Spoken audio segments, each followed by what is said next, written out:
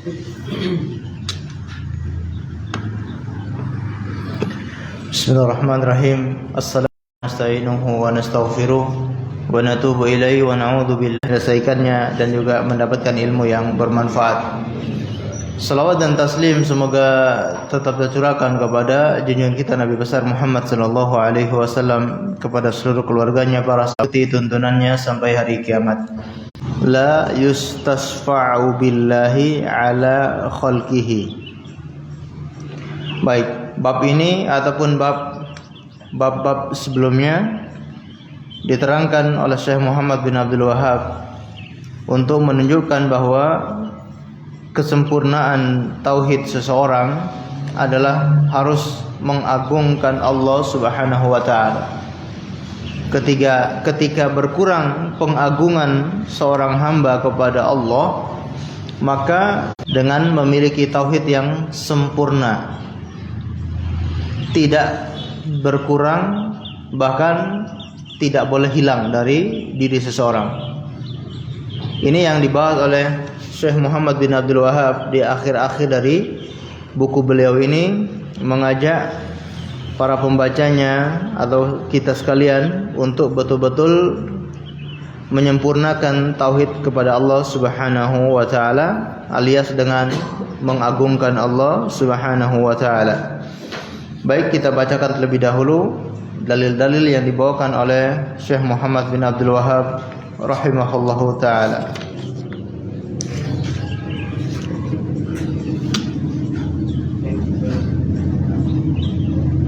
Bab 65 ya. Qala al-mu'allif rahimahullahu ta'ala, diriwayatkan dari Jubair bin Mut'im bahwa ada seorang badui datang kepada Nabi sallallahu alaihi wasallam seraya berkata, "Wahai Rasulullah, orang-orang kehabisan tenaga, anak istri kelaparan dan harta benda musnah. Maka mintalah siraman hujan untuk kami kepada Tuhanmu. Innahu la yustashfa'u billahi ala ahadin."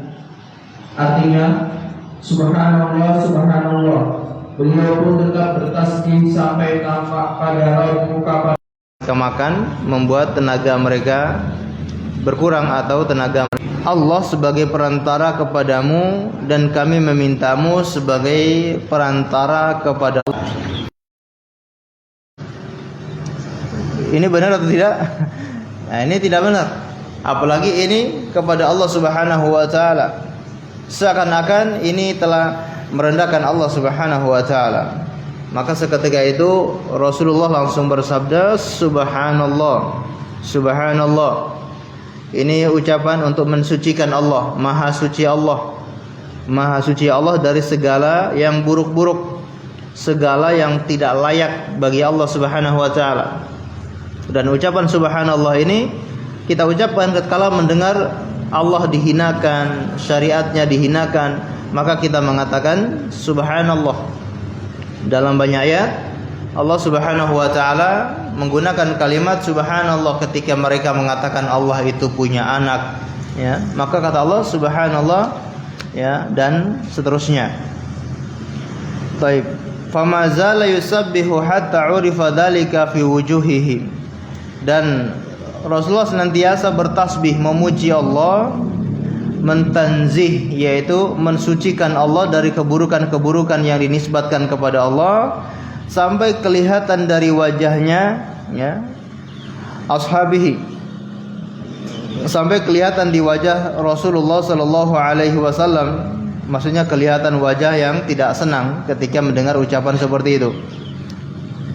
Tsumma qala, kemudian beliau bersabda, waihaka, celakalah engkau. Atadri mallah, apakah engkau tahu siapa itu Allah, atau bagaimana tentang Allah Subhanahu wa taala? Apakah engkau tahu siapakah Allah itu? Inna sya'nallahi a'dham min dzalik. Sesungguhnya Allah Subhanahu wa taala itu lebih agung, lebih mulia daripada itu semua. Daripada hanya sekedar memberi syafaat, ya, Allah lebih maha agung dari itu semua. Innahu la yustashfa'u billahi ala ahadin. Sesungguhnya tidak boleh, ya, seseorang meminta syafaat kepada Allah kepada seseorang. Minta syafaat kepada Allah untuk atau agar bisa mendapatkan sesuatu dari orang lain. Atau di sini sesungguhnya tidak dibenarkan Allah dimintai sebagai perantara kepada siapapun dari makhluknya. Taib, ma'asyiral muslimin dan muslimat, a'azzanillahu wa iyyakum. Ini akan mengurangi tauhid seseorang karena kurangnya pengagungan kepada Allah Subhanahu wa taala. Harusnya manusialah yang memberi syafaat kepada Allah Subhanahu wa taala, bukan Allah yang memberi syafaat kepada manusia. Maksudnya bukan Allah yang dijadikan sebagai perantara untuk manusia, tapi manusia itulah yang dijadikan perantara untuk Allah Subhanahu wa taala. Dan berkenaan dengan syafaat ini maksudnya syafaat dalam urusan dunia. Karena dalam bahasa Arab dalam urusan dunia juga dinamakan syafaat. Seperti seseorang ingin mendapatkan kemudahan mengurus sesuatu atau agar dia hukumannya diringankan, dia mencari orang yang menjadi syafaat, orang yang bisa menolongnya agar hukumannya diringankan. Bahkan ya banyak orang yang menggunakan hal ini, yaitu di pengadilan pengen hukumannya ringan walaupun dia sudah korupsi triliunan, tapi pengen hukumannya diringankan, dia bisa mencari syafaat ya dengan berbagai cara, bahkan dengan menyogok dan seterusnya, akhirnya hukumannya cuma 2 tahun atau sedikit. Nah, itu namanya syafaat. Atau kita pengen anaknya bisa lolos, ya lolos masuk, mungkin masuk pesantren atau apa. Kita cari siapa orang yang dekat dengan mudirnya ini. Ini bukan ngajari ya. Ini contoh saja. Ini siapa yang dekat sama mudirnya? Oh iya, ini si fulan dekat sama mudirnya. Jadikan fulan itu sebagai syafaat agar anaknya bisa lolos. Contohnya seperti itu. Taib, itu namanya syafaat. Nah, hal seperti ini tidak boleh Allah dijadikan sebagai perantara untuk makhluk. Jadi orang Arab Badui ini datang mengatakan, "Wahai Rasulullah, kami jadikan Allah sebagai syafaat kepadamu agar Rasulullah berdoa kepadamu." Gitu. Ini kan muter-muter. Ya Allah, ya wahai Rasulullah, kami jadikan Allah sebagai syafaat kepadamu, ya, yaitu agar Allah ini memerintahkan Nabi Muhammad untuk mendoakan mereka, untuk mendoakan agar turun hujan. Ada gambaran sama sini. Orang Arab Badui datang kepada Rasulullah, kemudian, wahai Rasulullah, kami jadikan Allah sebagai syafaat kepadamu agar engkau berdoa kepada Allah supaya Allah menurunkan hujan. Ucapan seperti ini itu dilarang oleh Rasulullah sallallahu alaihi wasallam. Ya, mungkin maksud mereka tidak sampai menyekutukan Allah, atau maksud mereka tidak sampai menjadikan Allah sebagai tandingan dengan makhluknya.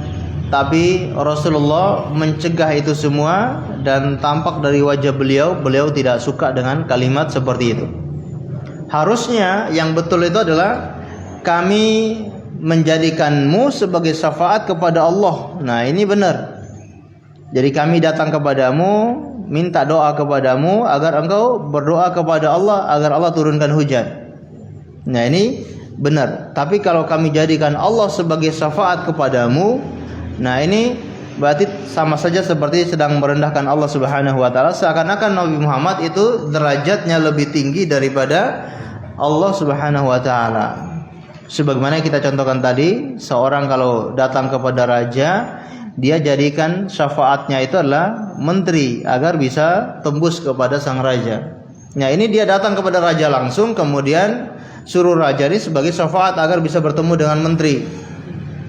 Nah, ini kan seakan-akan merendahkan sang raja tersebut. Menteri seakan-akan kedudukannya lebih tinggi daripada sang raja itu. Nah, ini yang dilarang.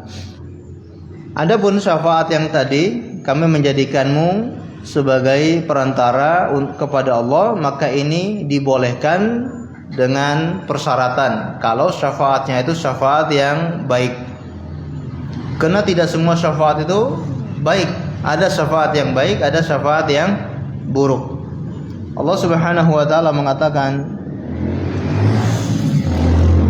dalam surat An-Nisa ayat 85, man yashfa' syafa'atan hasanatan yakun lahu nasibun minha wa man yashfa' syafa'atan sayyi'atan yakun lahu kiflun minha.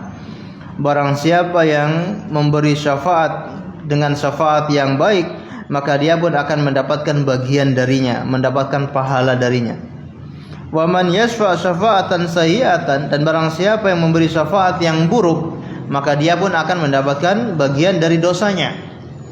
Contoh kayak tadi, dia sudah terkena kasus yang seharusnya hukumannya seumur hidup, tapi karena dia punya syafaat, sang syafaat ini, si pemberi syafaat ini bisa meringankan hukumannya sehingga tidak jadi hukuman seumur hidup.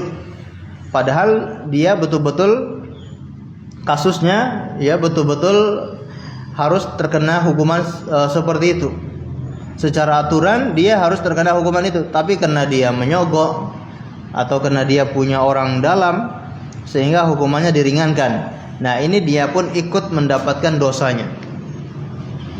Atau orang yang melakukan keburukan, kemudian ada orang yang pengen jadi syafaat, membela orang ini agar dia bisa tidak dihukum. Nah, ini juga akan mendapatkan dosanya. Kita lihat ketika ada seorang wanita ya dari bangsawan yang mencuri, kemudian mereka tidak mau ya, Bani Makhzum, wanita Makhzumiyah, dia mencuri kemudian akan ditegakkan hukuman potong tangan. Ya. Maka mereka mengatakan ini wanita bangsawan, jangan sampai ya bisa dipotong tangannya. Akhirnya mereka mencari syafaat. Siapa yang bisa jadi syafaat agar Rasulullah tidak jadi memotong tangan wanita ini? Mereka menentukan siapa? Usama bin Zaid. Ya, Usama bin Zaid ini kekasihnya Rasulullah, anak dari kekasihnya Rasulullah sallallahu alaihi wasallam. Bapaknya Zaid ya bin Haritha itu anak angkat Rasulullah dan kekasihnya Rasulullah. Begitupun Usama, orang yang sangat dicintai oleh Rasulullah, artinya orang dalam. Mereka datang kepada Usama, wahai Usama, jadikan engkau ya untuk melobi kepada Rasulullah agar wanita ini tidak dipotong tangannya. Begitu Usama datang kepada Rasulullah, apa kata Rasulullah? Ataswa'u fi hadin min hududillah. Wahai Usama, apakah kamu akan menjadi syafaat di dalam had-hadnya Allah Subhanahu wa taala, dalam hukuman-hukuman Allah? Ya, maka kata Rasulullah, seandainya Fatimah binti Muhammad mencuri, akan aku potong tangannya. Ya, jadi ini syafaat yang buruk. Ya, Rasulullah langsung menegur Usamah yang memberi syafaat yang buruk seperti itu. Taib. Adapun kalau syafaat yang baik, maka dia juga mendapatkan pahalanya. Ya, karena dia punya kedudukan, kemudian dia punya kedekatan dengan orang tersebut. Orang ini misalkan pengen bisa belajar kepada orang tertentu atau belajar di lembaga tertentu, kemudian dia bisa merekomendasikan sehingga anak ini akhirnya lolos dan diterima, maka insya Allah itu syafaat yang baik. Ya, sehingga dengan dengan kedudukan dia, dengan kedekatan dia dengan pimpinan tersebut, akhirnya anak-anak ini bisa dimudahkan. Ya. Dan sebagaimana yang kita pernah contohkan bahwa Bin Baz rahimahullahu taala, beliau ketika murid-muridnya di Afrika yang akan dihukum karena dituduh dengan berbagai macam tuduhan, ya, Wahabi dan seterusnya, ini para dai ini ditangkap oleh pemerintahan. Kemudian Bin Baz langsung menelpon kepada presidennya, ya, itu murid-murid saya, tolong jangan dihukum karena mereka tidak sebagaimana dituduhkan. Nah, ini namanya syafaat. Ya. Baik. Dan kita lihat dalam beberapa hadis Rasulullah sallallahu alaihi wasallam mengatakan, isfa'u tu'jaru, ya, berilah syafaat, kalian akan diberi pahala. Nah, ini bahkan perintah dari Rasulullah agar kita itu bisa memberi syafaat kepada orang lain. Isfa'u tu'jaru, berilah syafaat, kalian akan diberi pahala. Tentunya ini syafaat-syafaat yang baik. Rasulullah SAW juga kadangkala menjadi syafaat untuk orang lain. Sebagaimana kisah percintaan antara Barirah, ya, Barirah dan Magih, ya, kalau nggak salah Barirah dan Mugith, ya. Ketika istrinya ini dimerdekakan oleh ibunda Aisyah radhiyallahu taala anha, maka suaminya yang masih budak itu sangat mencintai istrinya tersebut. Maka dia sangat bersedih, ya. Kemudian dia selalu menangis karena istrinya tidak mau kembali dengan suaminya tersebut. Akhirnya dia seperti terus. Rasulullah kasihan kepada orang tersebut. Lalu Rasul datang kepada istrinya, kemudian kata beliau, irji'i, ya, lau raji'tihi. Kata Rasulullah SAW, alangkah baiknya kalau engkau rujuk kembali kepada suamimu. Apa kata wanita ini? Ya Rasulullah, ata'muruni, apakah itu perintah darimu? Jadi kalau seandainya itu perintah, ya langsung beliau sami'na wa ata'na. Tapi beliau bertanya, apakah ini perintah atau bukan wahai Rasulullah? Kata Rasulullah SAW, innama asya', bukan, saya hanya memberi syafaat saja, saya hanya bantu, ya. Siapa tahu kamu bersedia untuk kembali kepada suamimu tersebut. Maka kata wanita ini, kalau begitu saya nggak ada hajat untuk kembali kepada suami saya tersebut, karena dia sudah merdeka, suaminya masih budak. Nah, ini contoh bagaimana Rasulullah itu menjadi syafaat, ya, untuk suami tersebut yang pengen kembali kepada istrinya, ya. Nah, syafaat yang baik tentunya akan mendapatkan ganjaran atau pahala dari Allah Subhanahu wa taala. Baik, berkenaan dengan hadis yang kita baca ini, ada catatan dari para ulama bahwasanya hadis ini diperselisihkan kesahihannya. Sebagian mengatakan hadis ini dhaif, sebagian mengatakan hadis ini hasan. Hadis ini dhaif karena riwayat dari seorang perawi, yaitu Muhammad bin Ishaq bin Yasar, atau yang dikenal dengan Ibnu Ishaq. Mungkin kalau yang belajar Sirah Nabawiyah, buku yang sangat terkenal Sirah Nabawiyah itu karangan Ibnu Ishaq. Beliau ahli sejarah, termasuk juga ahlu hadis. Beliau ini terkenal orang yang siqah, orang yang hafalannya kuat tapi mudallis. Mudallis itu sering menjatuhkan perawi yang lain. Jadi dia seringkali tidak menyebutkan perawi yang ada di atasnya, dengan tujuan agar hadisnya itu bisa kuat. Tapi orangnya memang dikenal orang yang siqah, orang yang hafalannya kuat. Sehingga orang yang seperti ini, kalau dia meriwayatkan hadis, itu ada dua model. Kalau model yang secara langsung, yaitu akhbarona, seandainya dia mengatakan akhbarona telah mengkhabarkan kepada kami fulan bin fulan, maka ini diterima, ya. Kalau model hadisnya adalah akhbarona menceritakan kepada kami, mengkhabarkan kepada kami, kalau redaksinya seperti ini, maka hadis ini boleh diterima dan ini namanya hadis hasan. Adapun kalau an-anah, kalau hadisnya modelnya adalah an fulan dari ini, maka di sini tidak diterima oleh para ulama. Sehingga sebagian mengatakan hadis ini dhaif. Walaupun demikian maknanya benar, ya. Walaupun dari riwayat hadis ini dinyatakan dhaif, tapi maknanya benar sehingga bisa diterima.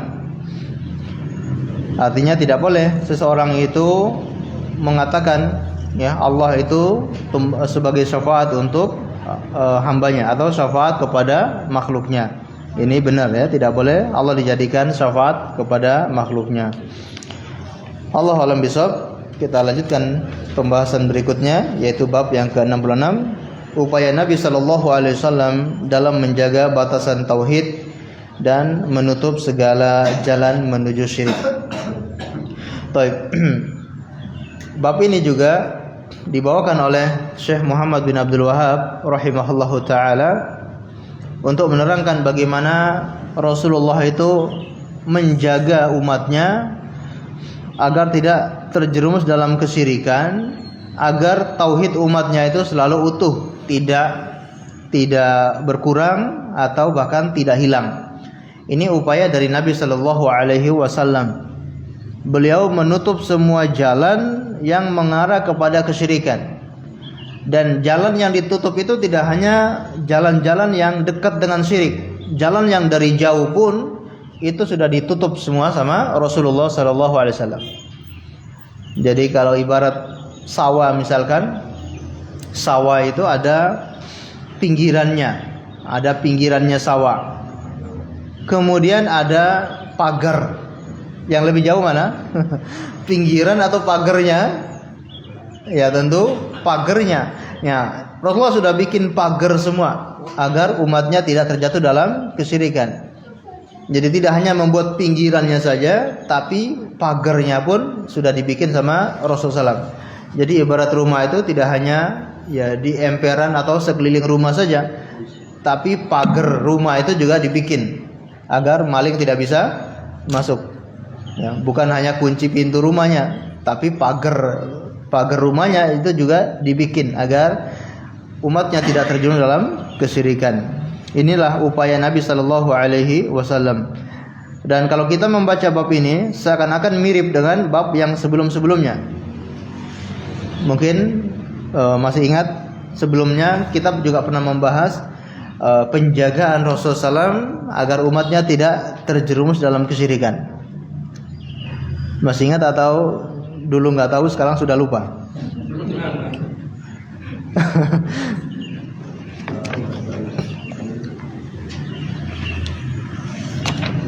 Baik, bab 22.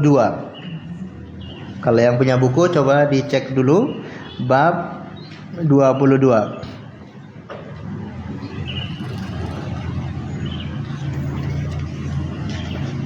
Ketemu? Baik. Bab yang ke-22, upaya Nabi sallallahu alaihi wasallam dalam menjaga kemurnian tauhid dan menutup segala jalan yang mengantarkan kepada syirik.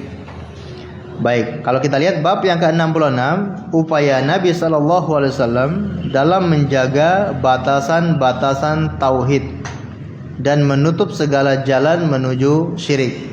Seakan-akan mirip. Ya, Pak ya? Jadi kalau kita baca secara dohirnya seakan-akan Syekh Muhammad bin Abdul Wahhab kok diulangi lagi, ya, bab yang sama, ya, kayak kurang apa? Kurang penggawean, ya.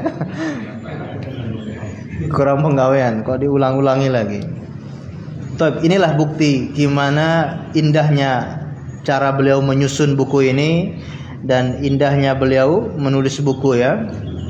Beliau sangat detail di dalam menulis bab-babnya. Kalau bab yang ke-22 itu menjaga kemurnian tauhid. Kalau versi Arabnya bab maja'a fi himayatil mustafa fi jinabit tauhid. Penjagaan Nabi sallallahu alaihi wasallam jinabut tauhid. Jinab itu tadi ibarat sawah, pinggirannya sawah. Jadi ini kalau sawah, pinggirannya sawah. Nah, itu jinabut tauhid. Itu bab yang ke-22. Itu berarti yang mepet banget dengan sawah. Ya. Jadi menjaga tauhid itu dari hal-hal yang termasuk itu sudah terjerumus dalam kesyirikan. Jadi dalil yang dibawakan di bab 22 itu seperti beliau melarang umatnya menjadikan kuburannya sebagai tempat yang sering kunjungi, ya. Nah, ini boleh, mohon maaf, ini tidak boleh, ya. Atau menjadikan rumah sebagai kuburan, yakni beribadah di kuburan. Nah, beribadah di kuburan hukumnya sudah tidak boleh, dan ini sudah sangat mepet dengan kesyirikan. Beribadah di kuburan walaupun untuk Allah itu sudah mepet dengan syirik. Karena kalau salah saja, atau orang tiba-tiba salah, atau orang yang tidak tahu, maka bisa-bisa dia terjerumus dalam kesyirikan. Datang ke kuburan, betul niatnya pengen ibadah kepada Allah, tapi tempatnya di kuburan. Nah, bisa jadi, ya, tiba-tiba mungkin datang syaitan, kemudian membisikkan sesuatu, akhirnya dia percaya dengan penghuni kubur itu. Nah, ini kan sangat rawan, berarti sudah mepet sama syirik. Nah, ini dijaga oleh Nabi SAW. Sampai sini ada gambaran insyaallah. Sedangkan bab yang ke-66 itu penjagaan yang masih agak jauh dari syirik. Tadi ibarat sawah itu bagian pagernya, sedangkan bab yang ke-22 itu bagian pinggirannya sawah. Jadi pinggiran sawah tujuannya supaya tidak keluar air, ya Pak ya, atau air dari luar tidak bisa masuk ke dalam sawah. Sedangkan pagar itu berarti di luarnya. Nah, ini masih jauh, ya. Nah, jadi Rasulullah SAW menjaga umatnya dari kesyirikan, baik secara dekat yang sudah mepet dengan syirik, maupun yang dari jauh pun semuanya sudah dihalangi oleh Rasulullah SAW. Baik. Jadi di sini insyaallah tidak mengulang pembahasan.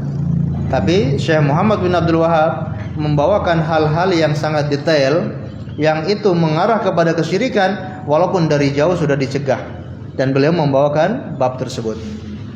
Baik, kita bacakan dalil-dalil yang dibawakan oleh Syekh Muhammad bin Abdul Wahab rahimahullahu taala. Assalamualaikum warahmatullahi taala. Abdullah bin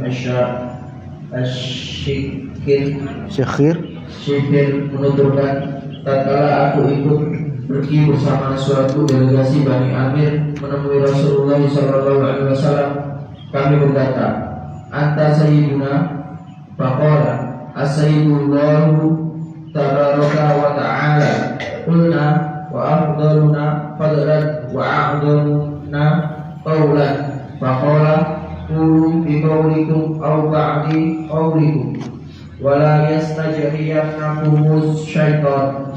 Artinya, engkau adalah Sayyid Tuhan kami. Maka beliau bersabda, Sayyid yang sebenarnya adalah Allah Tabaraka wa Ta'ala. Lalu kami berkata, dan engkau adalah paling mulia dan paling agung kebaikannya di antara kami. Beliau pun bersabda, ucapkanlah semua atau sebagian kata-kata yang wajar biasa bagi kalian, dan janganlah terseret oleh setan. Hadis riwayat Abu Dawud dan syaratnya jayyid. Diriwayatkan dari Anas radhiyallahu anhu, yang menuturkan bahwa ada orang-orang berkata, ya Rasulullah, ya khairana wa bana khairina wa sayyidana wa bana sayyidina, faqala ya ayyuhan nas qulu bi qawlikum wa la yastahwiyannakum syaitan, ana Muhammadun abdullahi wa rasuluhu, ma wahibu an tarfa'uni fawqa manzilati allati anzalani Allah azza wa jalla. Artinya, wahai Rasulullah, wahai orang yang paling baik di antara kami dan putra orang yang paling baik di antara kita, wahai Tuhan kita dan putra Tuhan kita. Maka ketika itu bersabdalah beliau, wahai sekalian manusia, ucapkanlah kata-kata yang wajar saja bagi kamu sekalian, dan janganlah sekali-kali kamu sekalian terbujuk oleh setan. Aku adalah Muhammad, hamba Allah dan utusannya. Aku tidak senang kamu sekalian mengangkatku melebihi kedudukanku yang telah diberikan kepadaku oleh Allah Azza wa Jalla. Hadis riwayat An-Nasa'i dengan sanad jayyid. Naam, barakallahu fiik. Baik. Dalil-dalil yang dibawakan oleh Syekh Muhammad bin Abdul Wahab rahimahullahu taala, yaitu berkenaan dengan pujian kepada Rasulullah yang berlebihan. Pujian-pujian kepada beliau secara berlebihan itu termasuk wasilah, termasuk pintu yang mengantarkan kepada kesyirikan. Maka ini pun ditutup oleh Rasulullah SAW. Rasulullah tidak mau sahabatnya itu memuji beliau secara berlebih-lebihan. Di antara pujian-pujian sahabat itu, sebagaimana diriwayatkan oleh sahabat Abdullah bin Sikhir, seorang sahabat mulia. Dan sahabat Abdullah bin Sikhir, ini kita kenal anaknya, ya. Anaknya bernama Mutarrif bin Abdullah bin Sikhir. Ini juga ulama yang terkenal dari kalangan tabi'in, ulama fikih. Kita sering menjumpai ucapan-ucapan ulama ini yang bernama Mutarrif bin Abdullah bin Sikhir. Baik, ini ayahnya yang meriwayatkan. Abdullah bin Sikhir mengatakan, tatkala aku ikut pergi bersama satu delegasi Bani Amir menemui Rasulullah sallallahu alaihi wasallam. Ini tentunya di tahun ke-9 Hijriah. Ketika selesai Fathul Mekkah, maka terjadi banyak delegasi yang diutus ke kota Madinah dari berbagai wilayah atau dari berbagai kabilah, mengutus delegasi untuk menjumpa Rasulullah sallallahu alaihi wasallam, untuk berjumpa dengan beliau di kota Madinah. Dalam artian untuk menyampaikan keislaman mereka. Ini yang dikenal dengan Amul Wufud. Tahun ke-9 Hijriah dikenal dengan Amul Wufud, tahun delegasi. Karena banyaknya delegasi yang datang untuk menyatakan keislaman mereka. Karena terjadi Fathul Mekkah, Allah mengatakan manusia akan masuk Islam secara berbondong-bondong. Wa ra'aitan nasa yadkhuluna fi dinillahi afwaja. Apabila Mekkah telah ditaklukkan, engkau akan melihat manusia masuk Islam secara berbondong-bondong. Di tahun ke-9-nya orang mulai mengirimkan delegasi ke Madinah untuk mengatakan, kami satu kampung masuk Islam, kami satu kabilah sudah masuk Islam, dan seterusnya. Nah, termasuk yang diutus untuk menjadi delegasi itu adalah sahabat Abdullah bin Sikhir dari Bani Amir. Begitu sampai di kota Madinah, ya, insyaallah jazakallahu khair, maka mereka langsung menemui Rasulullah dan memuji Rasulullah SAW. Apa pujian mereka? Anta sayyiduna, engkau sayyiduna, engkau adalah pemimpin kami. Kalimat sayyidina, kita sering mendengar kalimat sayyidina. Nah, itu diucapkan oleh sahabat ini, ya, engkau adalah sayyidina atau sayyiduna. Wa qala, maka beliau langsung menimpali, as-sayyidullahi tabaraka wa ta'ala, yang menjadi pemimpin adalah Allah Subhanahu wa taala. Yang sayyid itu adalah Allah Subhanahu wa taala. Kulna, ya, afdaluna fadlan wa a'dhamuna taulan. Engkau adalah orang yang paling mulia di antara kami, orang yang paling afdal, ya, di antara kami. Wa a'dhamuna taulan, dan paling agung kebaikannya di antara kami. Faqala, beliau pun bersabda, qulu biqaulikum aw ba'di qaulikum wala yastajriyannakumus syaitan. Ucaplah sebagaimana ucapan yang biasa, sebagaimana kalian berucap kepada sebagian kalian. Ucapan-ucapan yang wajar saja, enggak perlu berlebihan. Jangan sampai kalian itu digelincirkan oleh syaitan. Jadi beliau langsung mencegah ketika ada sahabatnya yang memuji beliau berlebihan, ya. Di antaranya kalimat sayyidina, ya, engkau adalah sayyidina. Baik. Riwayat yang lain yaitu dari Anas bin Malik, beliau berkata bahwa ada orang yang berkata, ya Rasulullah, ya khairana wa ibna khairana, wahai Rasulullah, wahai orang yang terbaik di antara kami, anak dari orang yang terbaik di antara kami, wa sayyidana wa ibna sayyidina, engkaulah pemimpin kami, anak dari pemimpin kami. Faqala ya ayyuhan nas, beliau pun berkhutbah, wahai sekalian manusia, qulu biqaulikum, ucapkan dengan ucapan kalian, ucapan yang wajar sebagaimana kalian berkata kepada saudara kalian. Wala yastahwiyannakumus syaitan, jangan sampai kalian dilencengkan, digelincirkan oleh syaitan. Ana Muhammadun Abdullahi wa rasuluh, aku ini adalah Muhammad, Abdullah, hambanya Allah dan rasulnya Allah. Ma uhibbu an tarfa'uni fawqa manzilati allati anzalani Allahu azza wa jalla. Aku tidak senang ya ditinggikan atau disanjung di atas kedudukan yang telah Allah tetapkan bagi diriku. Beliau tidak senang, beliau tidak ingin disanjung secara berlebihan di atas kedudukan yang telah ditetapkan oleh Allah Subhanahu wa taala. Ini bentuk pencegahan Rasulullah kepada para sahabatnya agar tidak sampai terjerumus ke dalam kesyirikan. Taib. Hadis ini menceritakan tentang orang-orang yang baru masuk Islam. Orang-orang yang baru masuk Islam, tadi kita katakan tahun delegasi, karena di tahun ke-7 Hijriah itu banyak telah terjadi Fathul Mekah dan orang-orang mulai masuk Islam. Berarti Islamnya itu masih lemah. Sehingga ketika ada yang memuji Rasulullah berlebihan, apalagi mereka ini delegasi dari kampungnya, maka langsung dicegah oleh Rasulullah sallallahu alaihi wasallam. Takut iman mereka masih lemah, takut syaitan menggelincirkan hati mereka sehingga mereka menjadikan Rasulullah sebagai tandingan bagi Allah Subhanahu wa taala. Dan ini bentuk pencegahan beliau. Baik, dari hadis ini bisa kita lihat bahwa pujian yang terbaik, pujian kepada Rasulullah yang terbaik adalah sebagaimana yang diajarkan oleh beliau, yaitu kata Rasulullah, ana Muhammadun Abdullahi wa rasulih. Ini pujian yang terbaik kepada Rasulullah.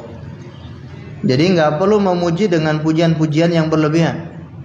Kalau seandainya Rasulullah masih hidup melihat orang-orang yang memuji dengan pujian-pujian yang berlebihan, maka beliau akan melarang itu semua. Ini orang baru berkata Sayyidina saja, itu langsung dilarang oleh Rasulullah. Apalagi pujian-pujian yang diistilahkan dengan solawatan ataupun dan seterusnya yang berlebihan. Bahkan ada yang sampai mengandung kesyirikan. Rasulullah yang bisa tempat untuk mereka istighotsah, Rasulullah bisa mengabulkan permohonan mereka dan seterusnya, bisa menjadi obat bagi hati mereka. Tibbul qulub misalkan, obat bagi hati. Nah, ini hati-hati pujian-pujian yang berlebihan.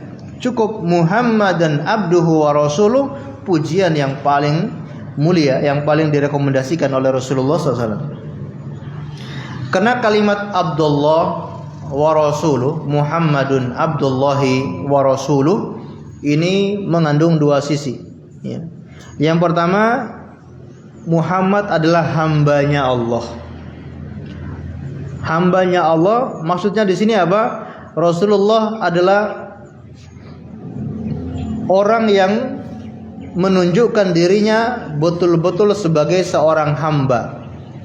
Kalau mau lihat seorang hamba sejati, itulah Rasulullah SAW. Seorang hamba yang betul-betul mengabdi dan beribadah kepada Tuhannya adalah Rasulullah SAW. Jadi hambanya Allah artinya hamba yang paling menjalankan hamba yang paling menjalankan perintah Allah sebagai seorang hamba, yang paling taat, hamba yang paling menjalankan ibadah adalah Rasulullah sallallahu alaihi wasallam. Kita juga seorang hamba, tapi penghambaan kita kepada Allah tidak seperti penghambaan Rasulullah sallallahu alaihi wasallam kepada Allah. Ya, Pak ya. Nah, kita mengakui kita ini hamba, tapi perilaku kita kadang-kala seperti seperti bukan hamba. Ya, kadangkala masih ngeyel, kadangkala masih tidak mau taat kepada Tuhannya, kadangkala masih melanggar. Ini kan kita mengaku sebagai hamba, tapi kok seakan-akan bukan seorang hamba. Tapi Rasulullah SAW beliau menunjukkan kalau beliaulah hamba sejati, menjalankan semua apa yang diperintahkan, yang tugasnya sebagai seorang hamba. Baik. Kemudian sisi yang kedua yaitu wa rasuluh. Beliau adalah seorang utusan Allah yang terbaik. Utusannya Allah yang terbaik. Allah punya banyak utusan, Allah punya banyak rasul, tapi rasul yang terbaik adalah baginda Rasulullah sallallahu alaihi wasallam. Jadi dua pujian ini itu sudah cukup ya, tidak usah ditambahi yang berlebihan. Ya, seperti sayyidina atau sayyidana dan yang lainnya. Taib. Lalu bagaimana hukumnya orang mengucapkan sayyiduna atau sayyidina, ya, sayyidina Muhammad? Bagaimana hukumnya? Di sini ikhtilaf para ulama. Kalau ada orang yang mengatakan sayyidina Muhammad, pendapat yang pertama hukumnya makruh. Ya, hukumnya makruh, tidak boleh. Tidak boleh maksudnya makruh. Lebih baik jangan pakai sayyidina. Ini pendapat banyak juga dari kalangan ulama. Dalilnya apa? Hadis yang sedang kita baca ini. Ya. Yang mana Rasulullah melarang ketika ada orang yang mengatakan sayyiduna. Hukum asalnya boleh, ya. Namun karena khawatir berlebihan, apalagi ketika itu sahabat imannya masih lemah, maka dilarang oleh Rasulullah SAW. Sehingga hukumnya makruh, tidak sampai haram. Baik. Pendapat yang kedua, hukumnya boleh. Dan ini mayoritas ulama. Jumhur ulama mengatakan boleh kita mengucapkan sayyidina.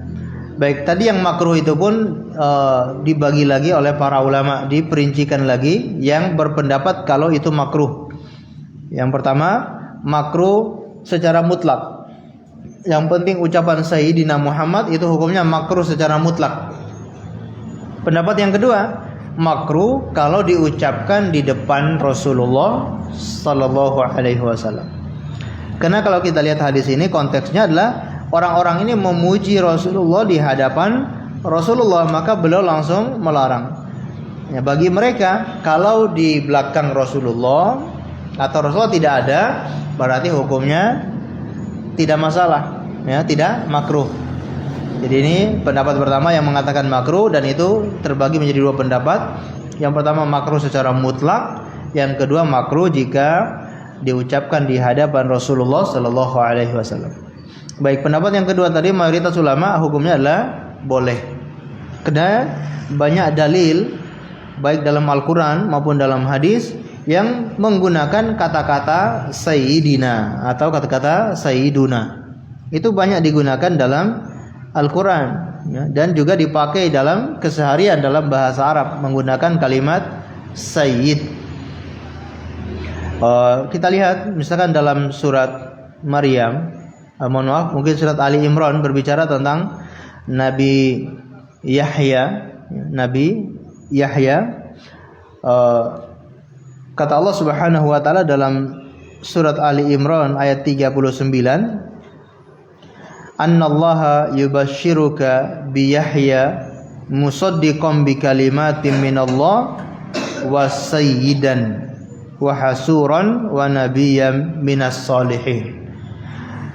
Bahwasanya Allah mengkhabarkan kepadamu, yaitu kepada Nabi Zakaria, bahwa akan dikaruniai Yahya, anak yang bernama Yahya, musaddiqan bi kalimatin minallah, yang mana Yahya ini menjadi nabi yang membenarkan kalimat-kalimat dari Allah, wa sayyidan, dan Yahya ini nanti menjadi sayyid, menjadi pemimpin, sayyidan. Allah juga menggunakan kalimat sayyidan kepada Nabi Yahya.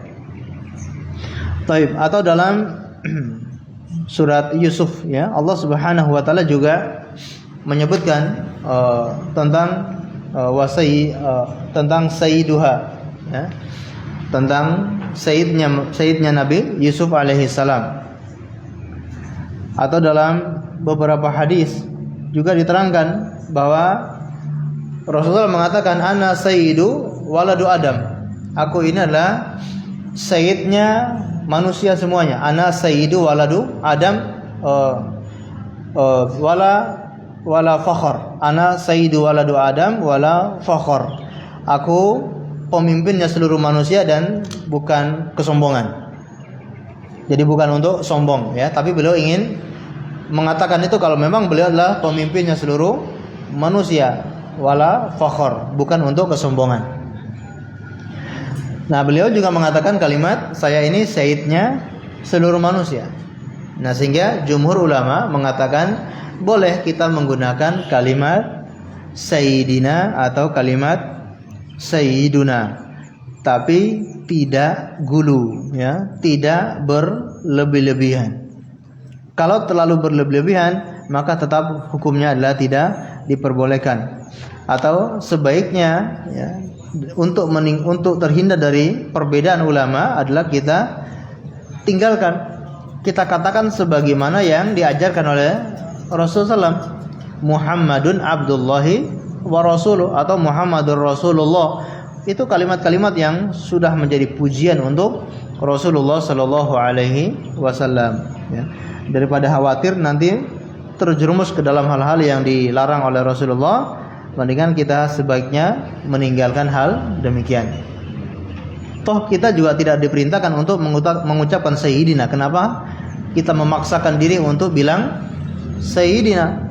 Apalagi dibaca untuk doa-doa yang padahal tidak ada kalimat sayyidina di situ, maka tidak sah membaca doa semacam itu. Doa tahiyat akhir atau doa sholawat di tahiyat awal atau tahiyat akhir. Ya, ini tidak boleh karena redaksi yang diajarkan oleh Rasulullah, doa sholawat ketika tahiyat itu tidak ada kalimat sayyidina, maka jangan ditambah-tambahin doa tersebut. Kalau ucapan keseharian tidak masalah. Kalau kita mengambil pendapat yang tidak masalah, tidak yang membolehkan. Misalkan, marilah kita berselawat kepada Sayyidina Muhammad. Ya, dia sedang berpidato atau dia mengajak orang lain untuk berselawat kepada Sayyidina Muhammad. Nah, ini tidak masalah. Tapi kalau dalam doa-doa yang merupakan itu tauqifiyah, yang merupakan tidak boleh ada ruang untuk ditambah-tambahi, maka tidak boleh ditambah-tambahi dengan kalimat sayyidina. Karena kita menghafal dari kecil itu doa-doa seperti itu ada tambahan kalimat sayyidina. Bahkan dulu waktu kita masih kecil kalau tidak ada sayyidinanya disalahkan ya oleh gurunya gitu ya. Praktek sholat ternyata nggak pakai sayyidina, wah ini Muhammadiyah ini contohnya ya. Ya. Allahu a'lam bishawab. Baik, insyaallah kita lanjutkan ya bab berikutnya, bab yang terakhir. Bab ke-67 yaitu keagungan dan kekuasaan Allah Subhanahu wa taala. Jadi Syekh Muhammad bin Abdul Wahhab rahimahullah menutup bukunya ini, kitab tauhid, dengan penutup yang sangat indah, yaitu tentang mengagungkan Allah Subhanahu wa taala. Alias beliau menyimpulkan penyebab orang terjerumus dalam kesyirikan, baik syirik besar maupun syirik kecil, atau tauhidnya itu bermasalah, tauhidnya tidak sempurna, tauhidnya masih ada kekurangan, itu semua penyebabnya kurangnya manusia itu mengagungkan Allah Subhanahu wa taala. Seandainya kalau kita mengagungkan Allah dengan semestinya, maka tidak ada orang yang terjerumus dalam kesyirikan. Kenapa orang terjerumus dalam kesyirikan? Kenapa orang terjerumus dalam kesyirikan? Karena kurangnya mereka atau tidaknya mereka mengagungkan Allah sebagaimana mestinya. Padahal seluruh makhluk yang ada di alam semesta ini semuanya mereka mengagungkan Allah Subhanahu wa taala. Yang kurang mengagungkan Allah hanyalah manusia dan jin. Itu yang sangat kurang, mereka mengagungkan Allah Subhanahu wa taala. Sedangkan seluruh alam semesta ini semuanya tunduk ya, dan patuh kepada Allah Subhanahu wa taala. Baik, ini yang dibawakan oleh Syekh Muhammad bin Abdul Wahhab. Kita bacakan dalil yang dibawakan oleh beliau. Qala mu'allif rahimahullah ta'ala, firman Allah subhanahu wa ta'ala, a'udzu billahi minasyaitonir rajim. Wa ma qadarullaha haqqa qadrihi wal ardu jami'an qabdatuhu yawmal qiyamati was samawati maqbiyatun biyaminihi subhanahu wa ta'ala amma yusyrikun.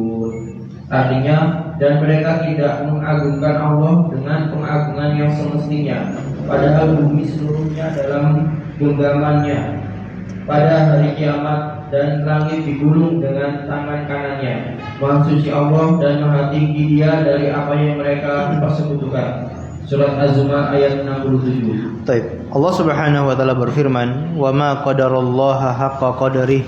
Dan mereka tidak mengagungkan Allah sebagaimana pengagungan yang semestinya. Wal ardu jami'an qabdathu yaumal qiyamah. Dan bumi semuanya akan digenggam oleh Allah pada hari kiamat. Was samawatu matwiyatun biyaminih. Dan langit itu, semua langit akan digulung oleh Allah dengan tangan kanannya. Subhanahu wa ta'ala amma yusyrikun. Ya, maha suci Allah atas apa yang mereka persekutukan. Jadi di sini Allah menggambarkan bagaimana kurangnya manusia mengagungkan Allah. Allah yang begitu maha perkasa, Allah yang maha agung, Allah yang maha besar. Allahu Akbar, Allah maha besar. Yang kita lihat alam semesta ini, yang mungkin menurut kita alam ini sangat besar, itu pun nanti pada hari kiamat digulung oleh Allah, digenggam oleh Allah, langit dan bumi ini, atau bumi ini semuanya akan digenggam dengan satu tangan. Bahkan nanti akan disebutkan bumi itu hanya digenggam atau diletak di satu jarinya Allah, hanya di satu jarinya Allah. Alam semesta ini, langit dan bumi. Ya, dalam ayat ini Allah menggenggam, ya, dan juga Allah menggulung langit-langit tersebut. Bagaimana maha besarnya Allah Subhanahu wa taala, bagaimana kecilnya makhluk-makhluk yang seandainya kalau dibandingkan dengan Allah Subhanahu wa taala maka tidak bisa ada bandingannya. Tidak ada yang menyerupa dengan Allah. Laisa kamitslihi syai'un wa huwas samiul basir. Tidak ada yang serupa dengan Allah, dan Allah maha mendengar lagi maha melihat. Allah yang begitu agung, yang begitu besar, ternyata ada manusia yang berani-beraninya berbuat syirik. Kok manusia berani-beraninya menyekutukan Allah? Kok manusia berani-beraninya memberikan persembahan kepada makhluk yang sama-sama lemah, tidak memberikan penghambaan murni kepada Allah, tapi masih bercampur, kadang menghamba kepada Allah, kadang menghamba kepada makhluk. Inilah yang ditegur oleh Allah, bahwa manusia ini kurang dalam mengagungkan Allah Subhanahu wa taala. Dengan mengetahui seperti ini akan menumbuhkan rasa kita mengagungkan Allah Subhanahu wa taala. Bagaimana Allah maha besar, bagaimana kekuasaannya yang begitu luas. Kemudian di dalam hadis juga diterangkan bagaimana kekuasaan Allah Subhanahu wa taala. Orang-orang yang mengaku berkuasa di dunia ini, nanti pada hari kiamat mereka akan dibuat hina oleh Allah Subhanahu wa taala, dan Allah yang maha kuasa atas segala sesuatu. Kita bacakan hadis yang dibawakan oleh mu'allif di sini. Ibnu Mas'ud radhiyallahu anhu menuturkan, salah seorang pendeta Yahudi datang kepada Rasulullah sallallahu alaihi wasallam dan berkata, "Ya Muhammadu, inna najidu anna Allah yaj'alus samawati ala isba'i wal ardini ala isba'i wa syajara ala isba'i wal ma'a ala isba'i wa thara ala isba'i wa sa'ira khalqi ala isba'i fa yaqulu ana maliku fadhahika nabiyyu sallallahu alaihi wasallam hatta bagat nawajiduhu tasdiqan bi qawlihi habri summa qara.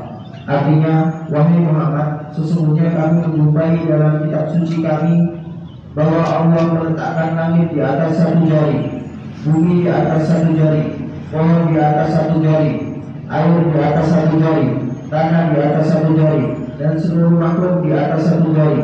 Maka Allah berfirman, Akulah penguasa. Tatkala mendengarnya tertawa Nabi Sallallahu Alaihi Wasallam sehingga tampak gigi beliau karena mendengar ucapan pendeta Yahudi itu.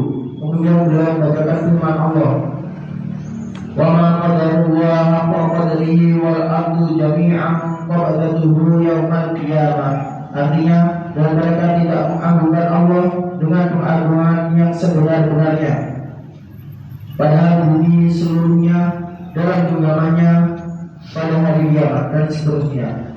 Disebutkan dalam riwayat lain oleh Muslim, wal jibala wasyajara ala isba'in thumma yahuzuhunna wa yaqulu anal maliku anallah. Artinya, gunung-gunung dan pohon-pohon di atas satu jari.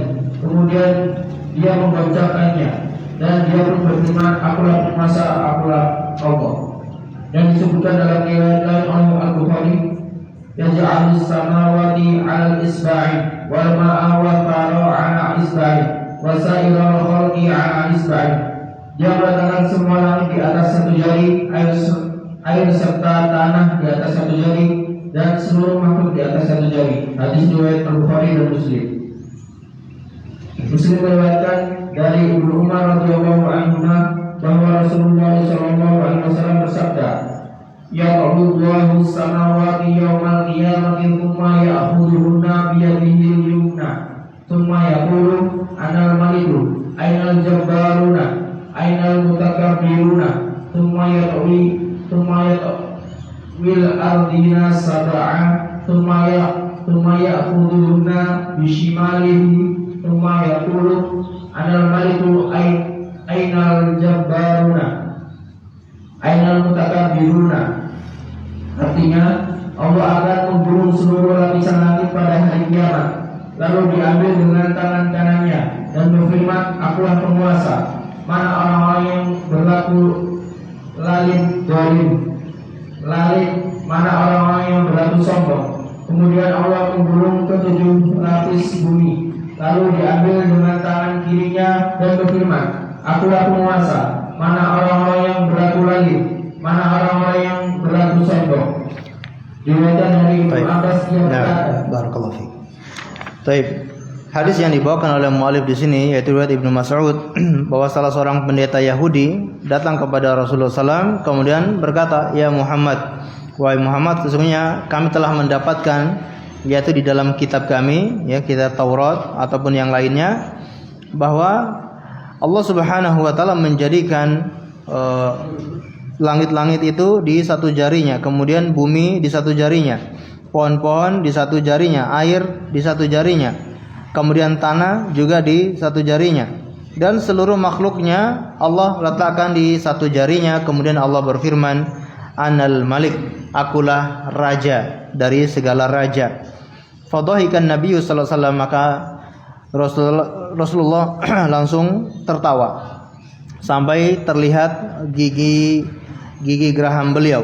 Jadi tertawanya agak lebar sehingga kelihatan gigi beliau. Kata sahabat Ibnu Mas'ud, kenapa beliau tertawa? Tasdiqan liqaulil khabar. Ya. Karena beliau membenarkan ucapan si pendeta Yahudi tersebut. Kemudian beliau membacakan wa ma qadarullaha haqqa qadri wal ardu jami'an qabdatuhu yaumal qiyamah. Mereka tidak mengagungkan Allah dengan sebagaimana mestinya. Langit, bumi semuanya nanti akan digenggam oleh Allah pada hari kiamat. Baik. Rasulullah mentertawakan pendeta Yahudi ini untuk membenarkan beliau. Jadi apa yang dikatakan oleh pendeta Yahudi itu betul adanya. Nanti pada hari kiamat semua yang kita lihat ini dari alam semesta, termasuk seluruh makhluknya, itu akan diletakkan oleh Allah hanya di satu jarinya saja. Kemudian Allah menunjukkan bagaimana kekuasaannya. Allah langsung berfirman kepada manusia, Anal Malik, akulah raja di atas segala raja. Baik. Kemudian riwayat yang lain termasuk gunung wasyajar, pohon-pohon, Allah letakkan di atas satu jarinya. Kemudian Allah menggoyangkan pohon tersebut lalu berkata, Anal Malik, Anallah, akulah raja, akulah Allah Azza wa Jal. Kemudian dalam ayat yang lain Allah menjadikan langit-langit itu di atas satu jarinya, kemudian air dan tanah di atas satu jarinya, dan seluruh makhluk di atas satu jarinya. Ini semua menunjukkan bahwa Allah Subhanahu wa taala punya sifat yaitu tangan, dan Allah punya sifat yaitu jari jemari yang harus diimani oleh setiap muslim. Sehingga para ahlul bid'ah ketika berhadapan dengan nas-nas seperti ini mereka sangat pusing karena nggak bisa mentakwil. Ya. Kalau sudah seperti ini mau ditakwil model apa? Karena mereka tidak mengakui Allah itu punya tangan, tidak mengakui Allah itu punya jari jemari. Sehingga jalan satu-satunya biasanya mereka mendoifkan hadis tersebut. Oh, ini hadisnya doif, ya, hadisnya doif. Padahal di sini riwayat Bukhari dan juga Muslim. Ya, gimana mau didoifkan? Ya, inilah menunjukkan batilnya pemahaman para ahlul bid'ah yang menolak sifat Allah, sifat tangan ataupun sifat-sifat yang lain. Ahlus sunnah wal jamaah yaitu menetapkan semua apa yang ditetapkan oleh Allah dalam Al-Quran dan juga yang ditetapkan oleh nabinya di dalam sunnah, namun tidak menyamakan Allah dengan makhluk, tidak menyerupakan Allah dengan makhluknya. Allah punya jari betul, tapi tidak sama dengan jari manusia atau jari makhluk. Karena Allah sendiri mengatakan laisa kamitslihi syai'un wa huwas samiul basir. Allah tidak sama, tidak serupa dengan sesuatu apapun, dan Allah mendengar lagi Maha melihat. Allah juga menggulung langit pada hari kiamat, kemudian Allah mengambilnya dengan tangan kanannya. Kemudian Allah berfirman, Anal Malik, Ainal Jabbarun, akulah raja. Mana orang-orang yang sombong di dunia? Ya, mana para raja di dunia? Ainal Mutakabbirun, mana orang-orang yang sombong? Summa yatwil ardain, summa yatwil ardin. Kemudian Allah menggulung bumi yang 7. Summa ya'khudhuhunna bishimalihi. Kemudian Allah mengambilnya dengan tangan kirinya. Summa yaqulu Anal Malik, Ainal Jabbarun, akulah raja. Di manakah orang-orang yang mengaku raja? Ainal Mutakabbirun, di mana orang-orang yang sombong? Taib. Pendapat yang rajih Allah alam bahwa Allah itu tidak disebutkan memiliki tangan kiri, tapi Allah hanya memiliki tangan kanan. Adapun riwayat yang menyebutkan Allah punya tangan kiri ini diperselisihkan oleh para ulama tentang kesahihannya. Ya, yang betul ya, Allah menggulung langit dan bumi dan semuanya itu dengan tangan kanannya. Nah, dan apakah Allah punya dua tangan? Allahu a'lam bishawab, ya. Tidak disebutkan Allah punya berapa tangan. Yang jelas Allah punya tangan, tapi berapa tangannya kita tidak tahu, dan kita boleh menetapkan Allah punya tangan kanan. Adapun tangan kiri ini masih diperselisihkan oleh para ulama. Di manakah orang-orang yang sombong? Ya, orang-orang yang sombong di dunia nanti pada hari kiamat tidak berkutik sama sekali, bahkan akan dibuat hina oleh Allah Subhanahu wa taala. Ya, dijadikan seperti semut yang sangat kecil tapi berbadan manusia. Ya. Dan diliputi oleh kehinaan dari segala sisi, segala arah diliputi dengan kehinaan. Ya. Takut diinjak sana sini, ya. Seperti semut berbadan manusia. Bayangkan, seperti itu kecilnya orang-orang yang di dunia merasa sombong, ya, merasa berkuasa, nanti akan dibuat hina oleh Allah Subhanahu wa taala. Kita lanjutkan riwayat dari sahabat Ibnu Abbas. Diriwayatkan dari Ibnu Abbas, dia berkata, Mas samawatu sab'u wal arduna sab'u fi kafir rahmani illa kakhardalatin fi yadi ahadikum. Artinya, tidaklah langit dan 7 dan bumi yang 7 di telapak tangan Ar-Rahman, melainkan bagaikan sebutir biji sawi yang berada di tangan seseorang di antara kamu. Ibnu Jarir berkata, Yunus menuturkan padaku dari Ibnu Wahab, dari Ibnu Zaid, dari bapaknya Zaid bin Aslam, yang menuturkan Rasulullah Shallallahu Alaihi Wasallam bersabda, Mas samawatu sab'u fil kursiyyi illa kadarahima sab'atin ulqiyan fi kursi.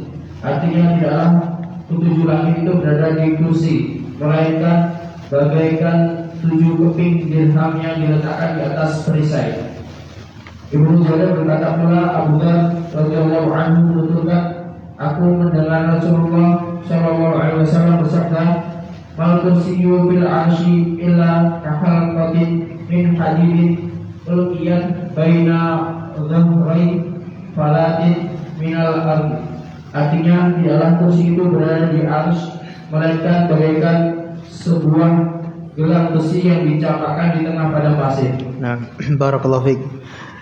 Diriwayatkan dari Ibnu Abbas bahwa beliau berkata, Mas samawatu sab'u wal ardun as-sab'u fi kafir rahman illa kahardalatin fi yadi ahadikum.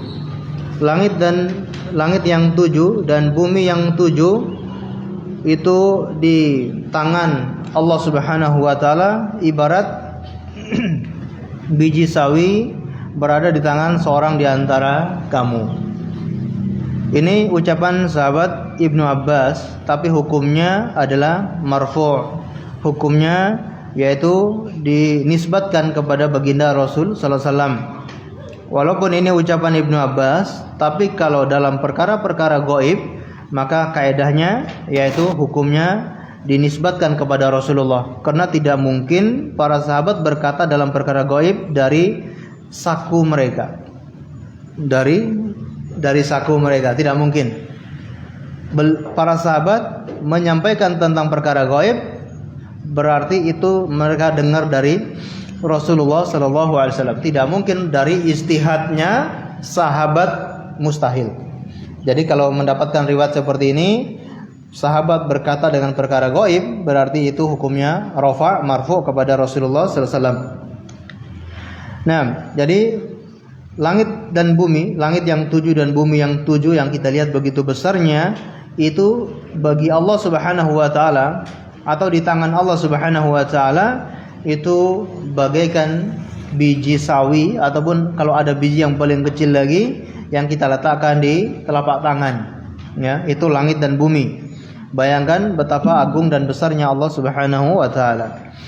Kemudian Ibnu Jarir berkata, Yunus menuturkan kepadaku dari Ibnu Wahab, dari Ibnu Zaid, dari bapaknya yaitu Zaid bin Aslam. Ini seorang tabi'in, Zaid bin Aslam. Ia menuturkan Rasulullah sallallahu alaihi wasallam bersabda, Mas samawatu sab'u fil kursi illa kadarahimu sab'atin ulqiyat fi tursin. Langit dan 7 dibandingkan dengan kursinya Allah itu bagaikan 7 keping dirham yang diletak di perisai. Namun ini hadisnya lemah, hadisnya dhaif, karena riwayat dari seorang tabi'in. Tabi'in langsung kepada Rasulullah. Tabi'in tidak pernah bertemu dengan Rasulullah, tapi ini Zaid bin Aslam, dia menuturkan bahwa Rasulullah SAW bersabda. Maka ini namanya hadis mursal. Ketika seorang tabi'in tidak menyebutkan siapa sahabat yang dia dengar tersebut, ya, langsung kepada Rasulullah, ini namanya hadis mursal. Yang ini merupakan hadis dhaif. Taib Ibnu Jarir berkata, Abu Dzar Al-Ghifari menuturkan, aku mendengar Rasulullah SAW bersabda, mal kursi fil arsi illa ka khalqatin min hadidin ulqiyat baina dhahri falatin minal ardi. Nah, ini hadis yang sahih. Tidaklah kursi itu berada di arsy Allah melainkan bagaikan sebuah gelang besi yang dicampakkan di tanah padang pasir, ya, di tengah padang pasir. Baik, ya, bagaikan gelang besi, atau dalam beberapa riwayat disebutkan bagaikan cincin, ya, bagaikan cincin yang dibuang di padang pasir. Jadi arsy-Nya Allah dibandingkan dengan kursi, kursi itu bagaikan gelang atau cincin. Sedangkan arsy-Nya Allah itu adalah padang pasir. Kita melempar gelang atau cincin di padang pasir, ya, untuk menemukan kembali kayaknya sulit, ya, sulit menemukan gelang atau cincin di padang pasir. Gimana luasnya padang pasir dibandingkan dengan gelang atau cincin, itu sangat kecil sekali. Nah, itu baru kursi, ya, dibandingkan dengan arsy. Belum lagi kursi dibandingkan dengan langit dan bumi. Kursi dibandingkan dengan alam semesta, dengan langit dan bumi ini juga sama bagaikan cincin atau gelang yang dilempar di padang pasir. Kursinya itu bagaikan padang pasir, sedangkan bumi atau langit ini hanya seperti cincin atau gelang. Seperti apa manusianya? Manusianya Allahu a'lam, ya. Allahu a'lam bagaimana manusianya sangat tidak kelihatan. Ya. Tapi ternyata manusia banyak yang berani berbuat syirik kepada Allah Subhanahu wa taala. Arsy-Nya aja sebesar itu, ya. Arsy-Nya Allah sebesar itu, bagaimana dengan yang menciptakan arsy, yaitu Allah Subhanahu wa taala yang bersemayam di atas arsy. Ar-Rahmanu 'alal arsy istawa.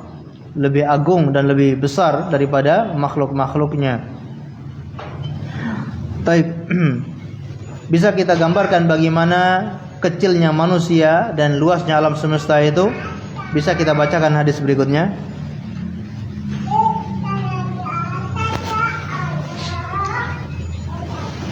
Diriwayatkan dari Ibnu Mas'ud bahwa ia menuturkan, baina sama'i dunya wallati taliha khamsumi'ati 'amin wa baina kulli sama'in wa sama'in khamsumi'ati 'amin wa baina sama'i sabi'ati wal kursiyyi khamsumi'ati 'amin wa bainal kursiyyi wal ma'i khamsumi'ati 'amin wal 'arsyu fawqal ma'i wa huwa fawqal 'arsyi la yakhfa 'alaihi syai'un min a'malikum. Artinya, antara langit dunia dengan langit berikutnya jaraknya 500 tahun, dan antara setiap langit jaraknya 500 tahun.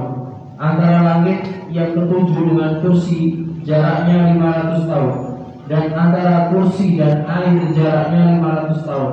Sedang arsy berada di atas air itu, dan Allah berada di atas arsy tersebut. Tidak tersembunyi bagi Allah suatu apapun dari perbuatan kalian. Diriwayatkan oleh Ibnu Mahdi dari Hamad bin Salamah, dari Asyik, dari Zir, dari Abdullah bin Mas'ud. Dan diriwayatkan dengan lafaz seperti ini oleh Al-Mas'udi dari Asyik, dari Abu Wa'il, dari Abdullah. Demikian dinyatakan Al-Zahabi. Lalu katanya ada tersebut diriwayatkan melalui beberapa jalan. Al-Abbas bin Abdullah Muttalib radhiyallahu anhu menuturkan Rasulullah sallallahu alaihi wasallam bersabda, "Fatadruna kam bainas samai wal ardi?" Qulna Allahu wa rasuluhu a'lam. Qala bainahuma masiratu khamsini adi sanatin wa min kulli sama'in ila sama'in wa masiratu khamsini adi sanatin wa kitabu kulli sama'in masiratu khamsini adi sanatin wa baina sama'i sabi'ati wal arshi bahru baina asfalihi wa a'lahu kama baina as-sama'i wal ardi. Wallahu ta'ala fawqa dzalika wa laysa yakhfa 'alaihi syai'un min a'mali bani Adam. Artinya, tahukah kalian berapa jarak antara langit dengan bumi? Kami menjawab, Allah dan Rasulnya lebih mengetahui. Beliau bersabda, antara langit dan bumi jaraknya perjalanan 500 tahun, dan antara satu langit ke langit lainnya jaraknya perjalanan 500 tahun. Sedang ketebalan masing-masing langit adalah perjalanan 500 tahun. Antara langit yang ketujuh dengan arus adalah samudra, dan antara dasar samudra itu dengan permukaannya seperti jarak antara langit dengan bumi. Allah Ta'ala di atas itu. Allah Ta'ala di atas itu semua, dan tidak tersembunyi baginya sesuatu apapun dari perbuatan anak keturunan Adam. Hadis riwayat Abu Dawud dan ahli hadis lainnya. Barakallahu fiik.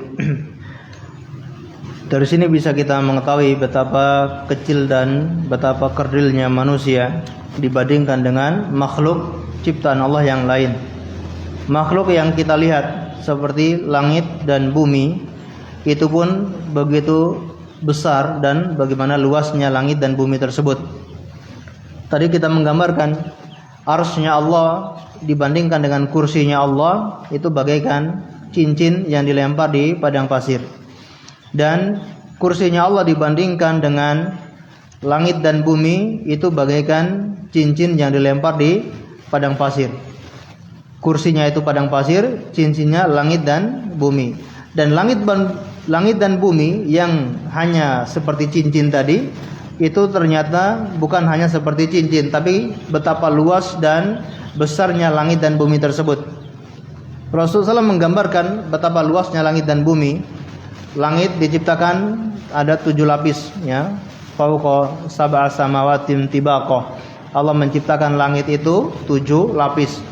Jarak antara satu langit ke langit berikutnya, dari satu tingkat ke tingkat langit berikutnya, itu perjalanan 500 tahun. Perjalanan 500 tahun. Setiap jarak satu langit ke langit berikutnya 500 tahun sampai langit ke-7.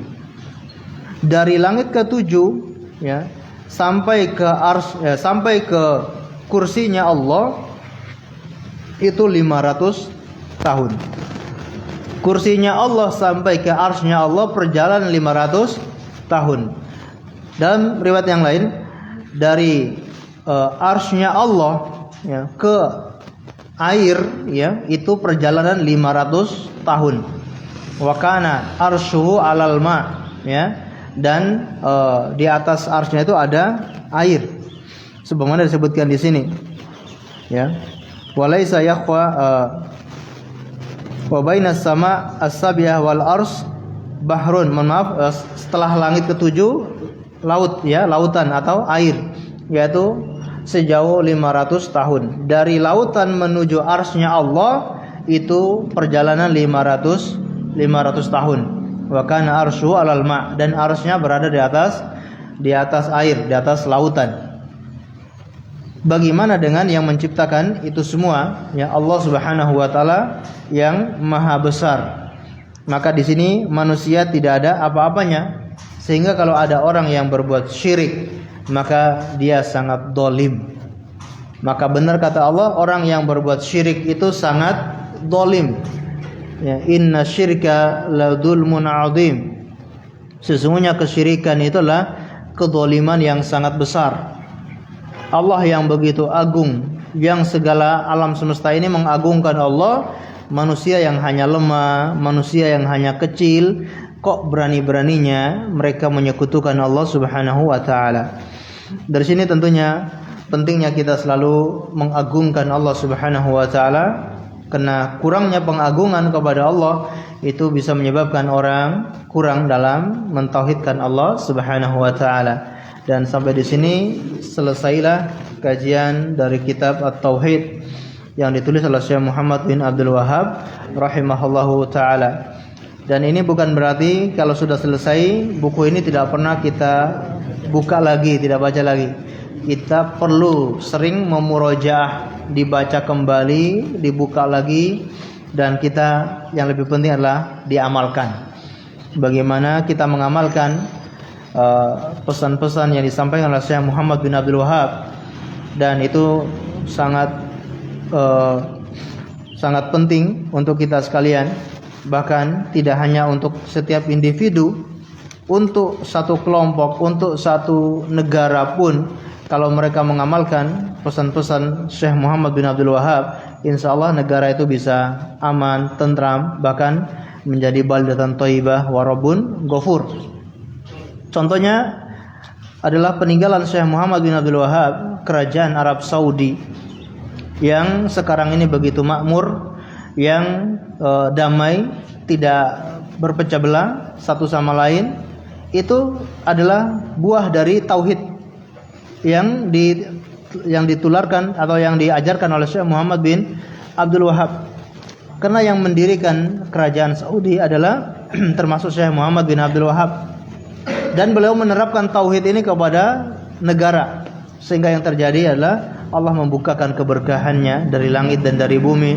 Allah menjadikan manusia-manusianya orang-orang yang taat beribadah, ya, orang-orangnya tidak saling perang satu sama lain. Itu semua adalah buah daripada tauhid. Maka sangat perlu kita menguasai tauhid ini, kemudian diamalkan baik untuk individu maupun untuk satu masyarakat atau satu negara. Allahu a'lam bissawab. Baik, mungkin cukup sekian yang bisa kita sampaikan pada kesempatan yang berbahagia ini. Semoga bermanfaat untuk kita semuanya. Dan insya Allah setelah selesai buku ini, lanjut buku apa? Usul Salasah dari karangan Syekh Muhammad bin Abdul Wahhab. Masya Allah, barakallahu fikum. Oh, ada contohnya. Masya Allah, Masya Allah. Ini berarti syarah, ya, syarah Usul Salasah, dan ini sepertinya karangan Syekh Utsaimin. Sahih, ya? Ya, Syekh Muhammad bin Shalih Al-Utsaimin. Baik, ini juga sangat perlu, ya, Usul Salasah. Secara urutannya sebetulnya Usul Salasah dulu, baru kitab Tauhid. Tapi masalah kita ini berbeda. Kita agak beda. Jadi kita Tauhid dulu, sudah paham, baru Usul Salasah. Enggak masalah. Allahu a'lam bishawab, ya. Baik, sebelum kita akhiri, barangkali ada yang belum jelas atau ada yang ditanyakan, kami persilakan. Assalamualaikum warahmatullahi wabarakatuh. Waalaikumsalam warahmatullahi wabarakatuh. Terima kasih atas materi-materi yang sudah diberikan. Jazakallahu khairan wa barakallahu fikum. Semoga Ustaz dan keluarga serta kita semua Allah berkahi sehingga dapat mengamalkan ilmu yang sudah didapat untuk bekal kita di akhirat, dan semoga kita semua dimasukkan dalam surga Allah. Amin. Dari materi yang didapatkan ada bentuk kesyirikan, yakni syirik hati, mulai mungkin dari takut, cinta, tawakal, harap, yang terakhir tadi pengagungan. Nah, selain pengagungan kepada Allah, atau jadi ada juga bentuk syirikan itu akhirnya dia juga kepada selain Allah, kepada kubur atau yang kepada dukun atau dan sebagainya, sehingga kesyirikan itu merembet, syirik bentuk doa, syafaat, mungkin syirik juga ucapan. Nah, apakah setiap pintu-pintu yang dilalui kesyirikan itu mempunyai dosa tersendiri, Ustaz? Demikian, terima kasih. Taib, syirik itu banyak jenis bentuk, ya, dan bermacam-macam, ya. Ada syirik lahiriah, ada syirik batiniah. Maksudnya syirik secara lahiriah, perbuatan-perbuatan hamba yang menyekutukan Allah, ataupun batiniah yang ada di dalam hati seseorang. Itu juga bisa terjerumus dalam kesyirikan. Nah, dari segala syirik ini, apakah dosanya juga berbeda-beda, ya? Tentunya dosanya itu bertingkat-tingkat. Dosa-dosa syirik itu bertingkat-tingkat. Tapi namanya syirik itu semua akan menyebabkan orangnya itu keluar dari Islam. Kalau kita berbicara syirik akbar, ya, kalau syirik besar, walaupun tingkat-tingkat, ya, kesalahannya tetap dia lebih dia tetap menjadi dosa syirik yang mana tidak akan diampuni oleh Allah Subhanahu wa taala, dia menjadi kekal di dalam neraka. Namun tingkatan mereka di dalam neraka itu juga berbeda-beda sesuai dengan kesyirikan yang mereka lakukan. Sebagaimana Abu Thalib juga pelaku kesyirikan, ya. Namun dosa atau siksaan yang dia alami juga berbeda dengan pelaku kesyirikan yang lain. Ya, begitupun pelaku kesyirikan, dia mungkin punya dosa selain syirik ada juga. Ya, dia punya dosa syirik, kemudian atau dosa syirik yang dia lakukan juga berbeda. Ya, syiriknya dia itu mungkin syirik yang contoh yang satu menyembelih untuk selain Allah hanya berupa ayam. Yang satu sapi yang dia kurbankan untuk selain Allah. Tentu dosanya tidak sama. Yang berkurban dengan sapi dengan yang berkurban dengan ayam untuk selain Allah itu dosanya berbeda-beda. Ya, kalau dia sebagaimana dalam ketaatan kita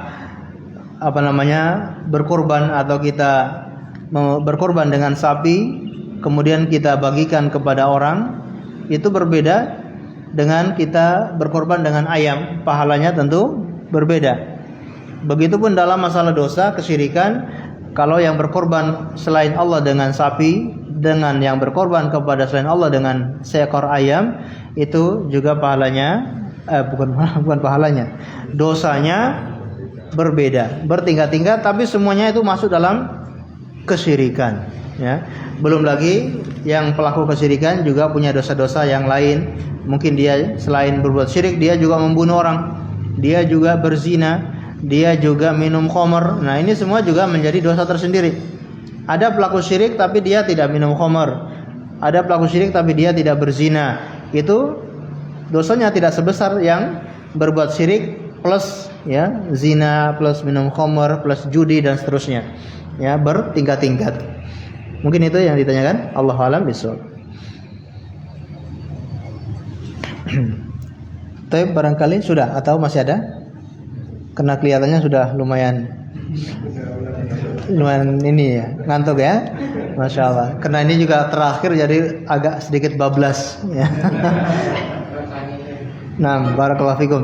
Kita akhiri dengan membaca doa kafaratul majlis. Subhanakallahumma bihamdika asyhadu an la ilaha illa anta astaghfiruka wa atubu ilaik. Wa sallallahu ala nabiyyina Muhammad wa ala alihi washabbihi wasallam. Terima kasih atas segala perhatiannya, mohon maaf atas segala kekurangannya. Assalamualaikum warahmatullahi wabarakatuh.